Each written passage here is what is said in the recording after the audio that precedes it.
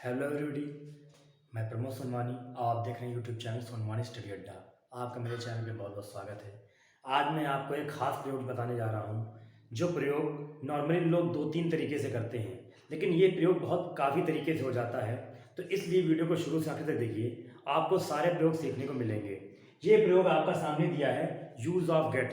आपको पता होगा कि गेट का प्रयोग नॉर्मली लोग दो तीन तरीके से करते हैं, लेकिन आज मैं आपको कम से कम गेट का प्रयोग कई तरीके से बताऊंगा कि किस तरीके से करते हैं। गेट का यूज़ जो नॉर्मली होता है दो तीन तरीके से होता है, लेकिन गेट का प्रयोग 6 से 7 तरीकों से होता है।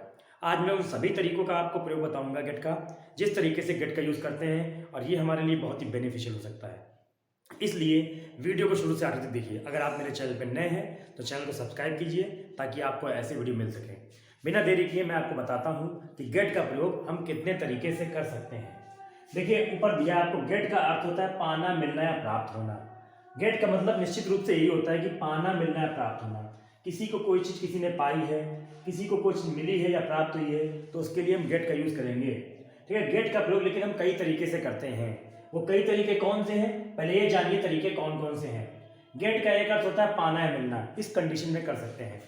सेकेंड यूज गेट का होता है आपका समझना, समझना या जानना, कोई चीज़ जान जाए या समझ जाए। थर्ड यूज आपका गेट का होता है लाना, कोई चीज़ लाने के लिए गेट का भी यूज करते हैं। फोर्थ यूज जो गेट का होता है, इसका मतलब होता है होना, कोई कार्य जब हो गया होगा उसके लिए गेट का यूज करते हैं। और फिफ्थ यूज की बात करें अगर हम, फिफ्थ गेट का यूज होता है, इसका मतलब होता है पहुंचना, कहीं पहुंचने के लिए गेट का यूज करते हैं।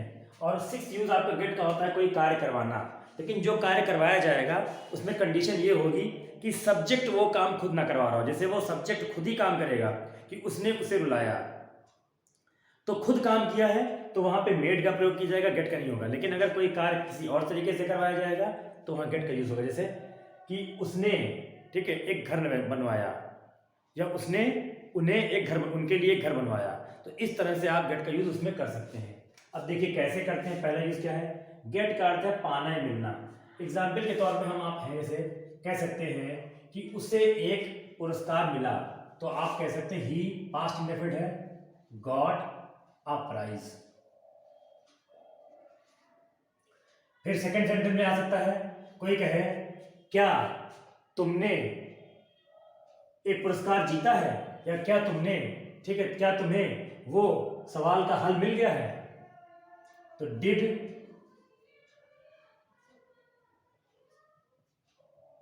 यू गॉट द कंक्लूजन कह सकते हो, या सॉल्विंग।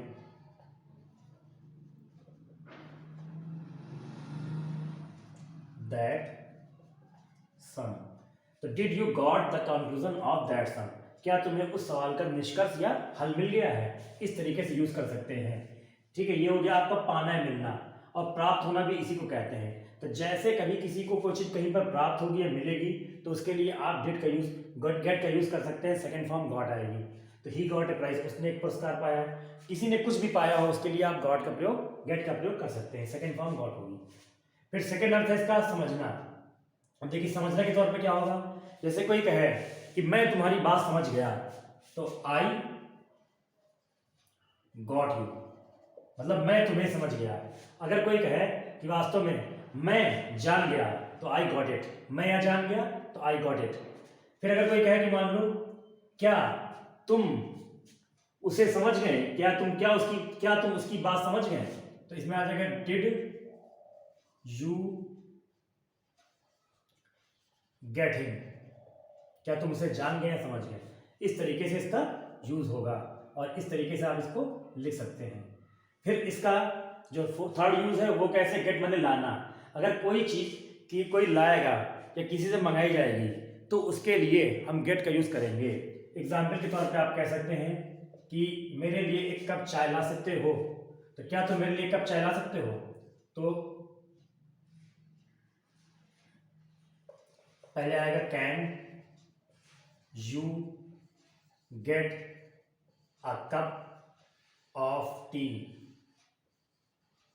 फॉर मी, तो can you get a cup of tea for me, क्या तुम मेरे लिए कप चाय ला सकते हो। फिर इसी तरह यूज कर सकते हैं कि वह उसके लिए कुछ लाया, तो कह सकते हैं आप he got something for him या हर, तो वह उसके लिए कुछ लाया। इस तरह से प्रयोग कर सकते हैं। कोई चीज़ कोई अगर मंगवाएगा, लाई जाएगी, तो वहाँ पे आप गेट का यूज़ कर सकते हैं। फिर बात करें फोर्थ नंबर पे, तो फोर्थ नंबर पे गेट का यूज़ है होना। जब कोई कार्य पूरा होगा तो वहाँ पे हम गेट का प्रयोग कर सकते हैं। जैसे आप कहें कि क्या तुम्हारा कार्य पूरा हो गया या मेरा कार्य पूरा हो गया, तो I got the work complete, तो मेरा कार्य पूरा हो गया। या फिर वो कल कलकत्ता में होगा या वो कलकत्ता जाएगा, ऐसे कहते हैं आप नहीं, तो ही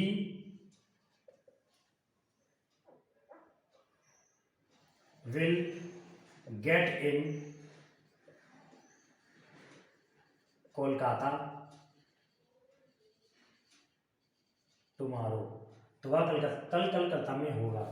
तो इस तरह से आप इसको भी यूज कर सकते हैं होने के लिए, कि वह कल कलकत्ता में होगा तो he will get in Kolkata tomorrow. इस तरीके से आप होने का यूज कर सकते हैं। फिफ्थ यूज दिया आपको गेट मैंने पहुंचना। जब कोई कहीं पर पहुंचेगा एक स्थान से दूसरे स्थान पर, वहां पे भी आप गेट का यूज कर सकते हैं।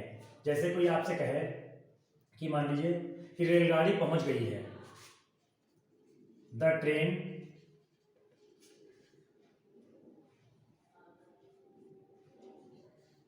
गॉट देयर, मतलब रेलगाड़ी वहां पहुंच गई है। फिर आप कह सकते हैं इस बारे में कि क्या वह समय से घर पहुंचा, तो did he get home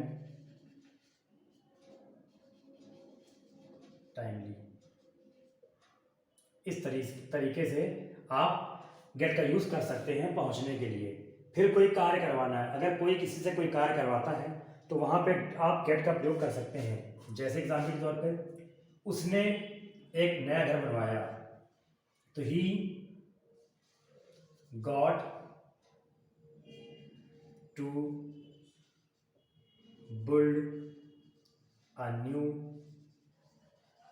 house, तो उसने एक नया मकान बनवाया।